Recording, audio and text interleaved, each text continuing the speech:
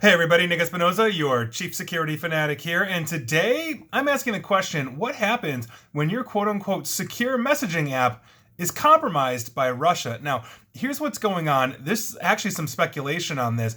We're going to talk about all of this because I think it's really important. This is coming from the Washington Examiner, but here's what's going on. We are talking about Telegram. They're a leading encrypting messaging and social media app, and they've basically been compromised by Russia, according to a NATO-backed assessment. Now, this is coming from a man named Yanis Sarts, excuse me. He's the director of NATO's Strategic Communication Centers of Excellence that's out of Riga in Latvia. Quote, Telegram is not really what it used to be. I do have reasons to believe that there is not full integrity. Certainly, I would not see it as a future platform. I don't think it's fully safe. Now, Mr. Sarts hesitated basically to detail the basis for these doubts about the security of that platform, but he confirmed that his concerns apply to the reliability of the encryption in addition to essentially disinformation risks. We've seen a massive, unbelievably massive amount of disinformation essentially moving towards Telegram that now is becoming the messaging of choice for extremists around the world. Quote, again, Mr. Sarts, the integrity of that platform is under question from my perspective. Now, looking towards Russia, we need to talk about the Roskomnadzor. That is Russia's censorship agency. They imposed a ban on this app in 2018 because Telegram co-founder Pavel Durov, this is basically, he's a Russian national that made this out of, I believe it was Dubai. Basically, Durov refused to cooperate, quote, with any request from the Russian security services. And that's how he said it in 2018. But in 2021, the censors cited Durov's, quote, stated readiness to counter terrorism and extremists, end quote, as a basis for lifting the ban, which they had struggled to implement. Now, quote, Telegram has never had a partnership in any form with the Russian government. That is according to a spokesperson for Telegram, Remy Vaughn, talking to the Washington Examiner. In fact, Telegram was banned in Russia, a ban that basically was released because it proved ineffective in limiting the growth of Telegram. That, for the record,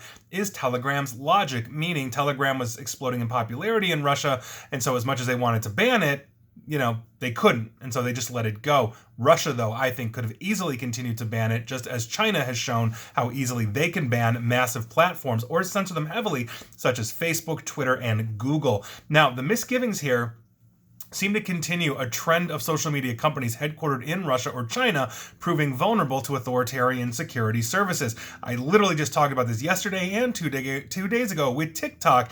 Basically, U.S. users of TikTok, the Chinese government, or specifically employees of ByteDance Beijing that has deep ties to the Chinese government, were able to access all of your information despite TikTok saying no, they couldn't. Chinese nationals could not access your data. We now know they can. Now, Mr. Sarts, who cited the outpouring of international support for Ukraine on social media as an important factor for Ukrainian morale in the earliest days of the battle around Kyiv, regards the war in Ukraine as proof that Western democracies need to develop quote-unquote standards by which to regulate social media companies before Moscow or Beijing gains a new advantage in this future war. Meaning, if they are able to co-opt it, and because Mr. Sarts is talking about the encryption, this is something we've also seen in China as well.